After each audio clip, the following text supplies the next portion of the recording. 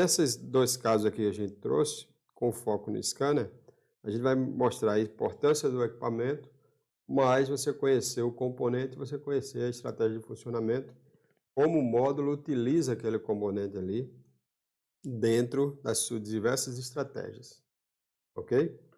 Então, nesse primeiro estudo de caso, nós temos aqui uma Tracker 2009, 2.0, 16 válvulas, sistema Mitsubishi SMFI, ok?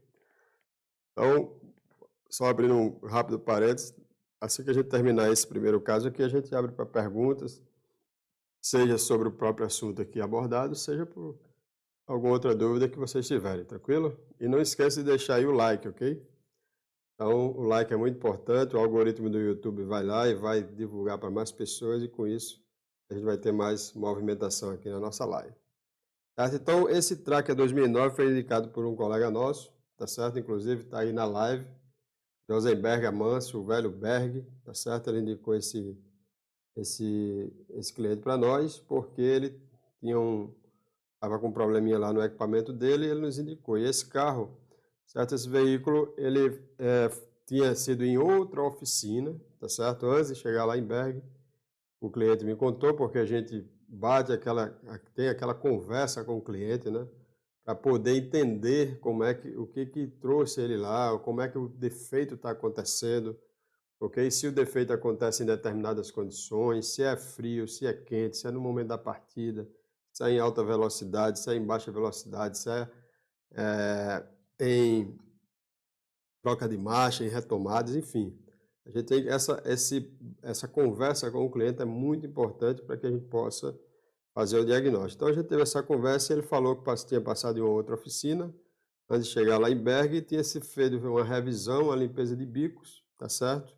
E o mecânico recomendou, pelo que ele estava reclamando, tá certo, que ele trocasse as 4 bobinas e as velas, né? E assim ele fez, trocou as 4 bobinas, trocou as 4 velas, fez a limpeza de bico e o carro permaneceu da mesma forma, tá certo? Não teve mudança alguma, ok?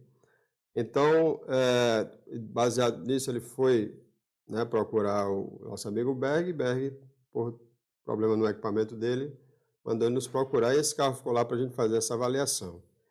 E o que o cliente reclamava, né? Ele reclamava, a queixa dele era que o motor tinha falhamento, ok? Com cortes bruscos quando em alta velocidade, acima de 80 km por hora. Claro que não é uma velocidade tão alta assim, mas é uma velocidade, não é uma velocidade baixa. É entre 80 e 110 km por hora, tá certo? E após aquecido. Então, o defeito não acontecia constantemente. Então, o carro dava esses cortes bruscos. E assim o carro ficou com a gente para fazer essa avaliação, né? Esse DT6, né? O código de falhas, né? DTC não tinha DTC nesse veículo, tá certo? E nós fizemos os testes iniciais, análise de parâmetros, né? Após fazer a checagem da memória de avarias, fizemos uma revisão no sistema de ignição com osciloscópio, né? A gente passou, né, o osciloscópio, fez uma análise do secundário de ignição, com ar-condicionado ligado, em aceleração.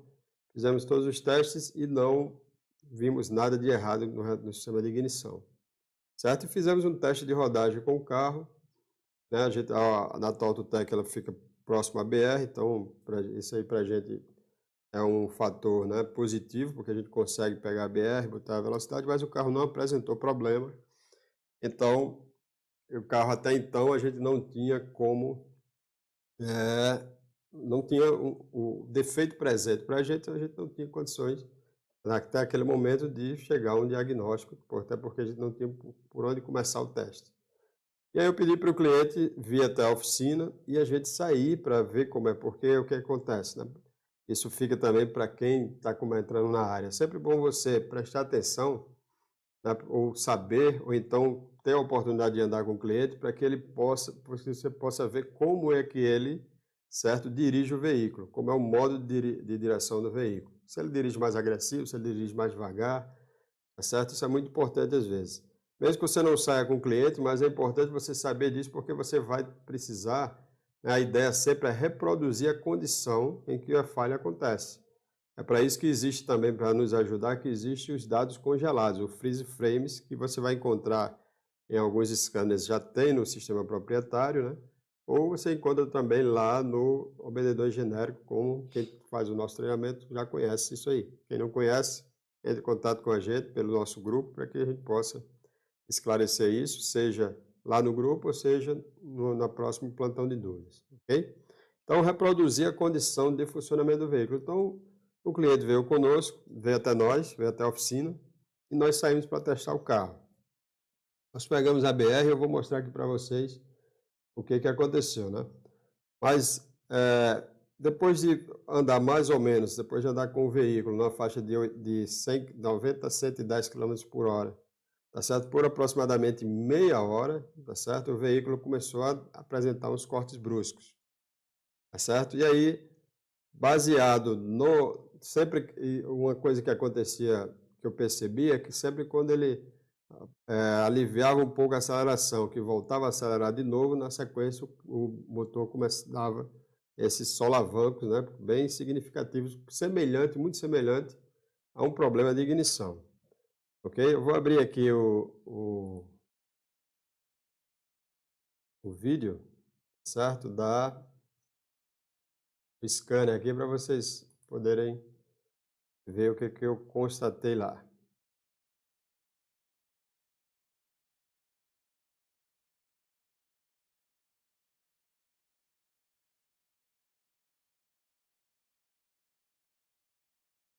Bom, então, baseado no que vinha acontecendo no veículo, o que eu fiz? Eu coloquei rotação do motor e posição da borboleta aceleradora. Por que eu escolhi a posição da borboleta aceleradora? Eu só me arrependi aqui de não ter colocado também o MAF, ok? Só para poder fazer uma relação entre o MAF e a posição da borboleta, porque são dois sinais, certo? O MAF e posição da borboleta, assim como o MAP e posição da borboleta, dependendo do veículo, às vezes usa um ou outro e sistema mais moderno usa os dois.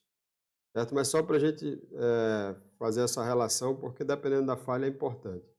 Mas aqui eu estou com a rotação do motor e posição da borboleta. Por que a rotação do motor? Porque como o corte era muito brusco, eu queria ver se na hora que aconteceu o corte, tá certo? Se a rotação do motor ela ia zero. Tá indicando o que isso aí? Alguns defeitos a gente pega nessa condição, na hora que, se for o sensor de rotação, o problema, tá certo? Então é comum que a rotação ela tenha uma queda brusca e retorne, ok? E a gente vai conseguir enxergar isso no scanner. Agora uma dica, certo? Para fazer esse tipo de avaliação onde você precisa de uma resposta rápida, o ideal é que você esteja no máximo com 2 parâmetros na tela. Por que isso? Por causa da taxa de atualização do scanner, que não é como o osciloscópio. Tá certo? Então, se você tiver com muitos parâmetros na tela, tá certo? A taxa de atualização ela é menor e com isso você pode não identificar a falha. Por quê? Porque o scanner não vai te mostrar, certo? Então, fica mais essa dica. Sempre você, baseado na falha que você chega até você e você está fazendo essa avaliação, você coloca apenas o parâmetro ou os parâmetros importantes para você, 2 a 3 parâmetros de preferência. Tá certo? Então, eu tinha o sinal de rotação que eu estava desconfiando e também a posição da borboleta. E por que a posição da borboleta? Porque a posição da borboleta é importante na estratégia cut-off. Tá certo? Então, a estratégia cut-off, o que vai acontecer? Baseado na rotação do motor e na posição da borboleta, o sistema ele vai cortar, né, o pulso dos injetores ou do injetor, dependendo do veículo. Tá certo? E você vai ter um corte brusco se houver um problema na borboleta aceleradora, ok? No sensor de posição da borboleta aceleradora, no TPS. E essa dica também vale, ok, para os veículos com acelerador eletrônico, né? Porque eu não falei aqui, mas esse veículo ele é um veículo com acelerador mecânico, tá certo? Ele é com cabo. Mas tem o TPS lá exatamente para indicar a posição da borboleta aceleradora, para daí o sistema poder fazer as estratégias corretas de aceleração, desaceleração, né, controle da marcha lenta, etc. Controle de plena carga também, não é isso? Então, eu estava com esses 2 parâmetros na tela e o carro já estávamos já rodando já meia hora. Nesse tempo, mais ou menos, a gente já tinha rodado 80 quilômetros, ou seja, aproximadamente 80 quilômetros, então não foi uma falha tão fácil de pegar, né? A gente precisa ter tempo de disposição. Então veja, ó, que a gente está com aceleração aqui, tá certo? Aqui no raster. Olha lá, estou a 2.500 RPM aproximadamente. E a posição da borboleta está ali naquela faixa de trabalho, de maior trabalho da borboleta, né? A faixa de trabalho maior da borboleta é ali entre 0 e 30 graus, né? Depois você está com a marcha engatada, né? Na maioria das vezes, uma velocidade de 100 km por hora, certo? Então, a gente está em condições normais aqui, eu vou acelerar aqui para a gente ganhar tempo. Olha o que aconteceu aqui, ó. Eu vinha numa aceleração normal aqui, ó, contínua, tá certo? Entre 25 e 30 graus, ok? A rotação do motor 2.700 RPM. De repente ele teve uma queda brusca e volta para o mesmo patamar, ok? Então não foi eu que tirei o pé. Aliás, não foi o cliente que o cliente estava dirigindo, não foi ele que tirou o pé, tá certo? Veja que ele voltou para o mesmo patamar. Isso aqui foi uma falha do potenciômetro, ok? Vamos mais à frente aqui. Ó, outra queda aqui na frente, ó. Rotação do motor plana, ok? Não teve queda, mas tem uma outra queda brusca aqui, ó, certo? Vamos mais adiante. Outra queda aqui, ó, e volta para o mesmo patamar. Essa queda aqui veio a 5 graus de posição da borboleta, ok? Então, aqui era a falha do veículo, aqui era a causa da falha do veículo, certo? Uma queda brusca na posição da borboleta aceleradora. Ok? E aí o que acontece? Aí é onde vem o conhecimento da estratégia. Então, se o módulo ele recebe a informação de que a posição da borboleta ela baixou para a faixa de posição de marcha lenta, ou seja, para o módulo ele tirou o pé. E a rotação do motor ele permanece alta, tá certo? Então, rotação alta.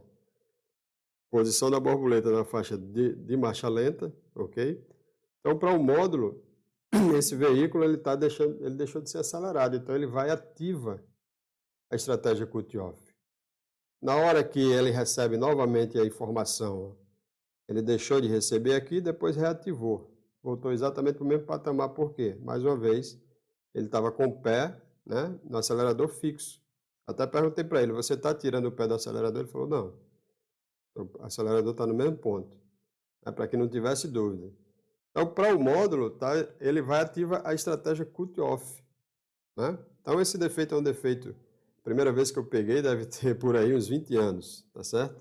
Eu lembro até que foi um Palio, ok?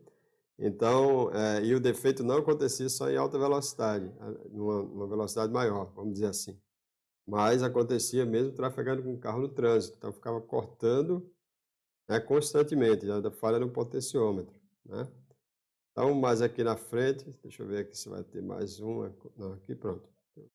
Até aqui eu gravei mais tempo, né? A tela do raster, mas aqui já deu para a gente ver onde é que estava o problema, né?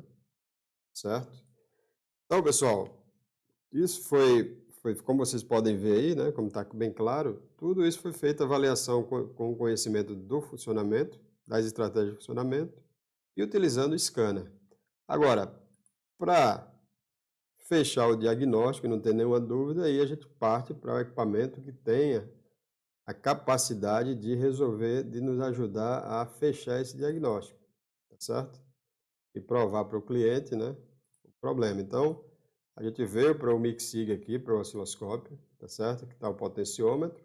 Lógico, primeiro a gente testou as alimentações elétricas, porque isso aqui poderia ser um problema de alimentação elétrica, é isso, do componente. Então, aí nós entramos aí com o diagrama elétrico, não é isso? Para quem faz o nosso curso sabe o quanto a gente bate também no diagrama, na interpretação do diagrama elétrico em cada aula, tá certo? Então, viemos aqui para o osciloscópio, certo? E veja aqui, ó, a condição, ó, da pista, né? Certo? a faixa exatamente daquela faixa de trabalho, que é que trabalha mais que aquela faixa inicial, certo? Bastante ruído aqui na pista. A gente não tinha dúvida, né, que o problema era o potenciômetro, certo?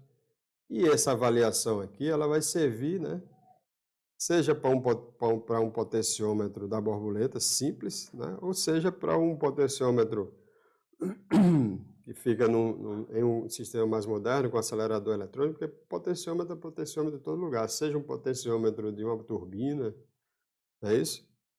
Então, a análise do potenciômetro vai ser uma análise do potenciômetro de varredura, principalmente, nesse caso aqui, né, tem um potenciômetro também que trabalha com sensores do tipo Hall, né? Mas está aqui a prova do crime, né, do veículo, da peça, certo? Então, a alimentação estava ok, substituímos a peça e depois aqui está o vídeo que a gente sempre faz lá na Tautotec, né? A gente manda para o cliente a informação, depois de resolvido, e está aqui, certo? O sinal do sensor depois com o sensor novo. Tranquilo? Então, essa diagnóstico aqui desse Gravitara, a gente, eu e o meu escudeiro aqui, o Pedro Henrique, tá certo? E aí, o que você tem a dizer aí desse? Ah, é isso que eu ia falar, mas lembrado que esse cara tinha gravado o osciloscópio, porque comentar que o osciloscópio, o antigo, estava bem ruidoso, e o novo estava o sinal bem limpinho. Aham, exatamente. Você viu aí que na avaliação que a gente fez aí, ele não chega a, tá bastante ruidoso, mas ele não chega a ter aquela queda que mostrou lá no momento do teste de rodagem, né? Então, nem sempre, estando na oficina, a gente vai conseguir reproduzir, né, a falha da peça no teste de rodagem. A gente poderia ter ligado o osciloscópio ali e ter feito o teste com o osciloscópio, poderia também, mas com o scanner é mais prático e resolveu, né, conseguiu nos ajudar a resolver o problema da mesma forma.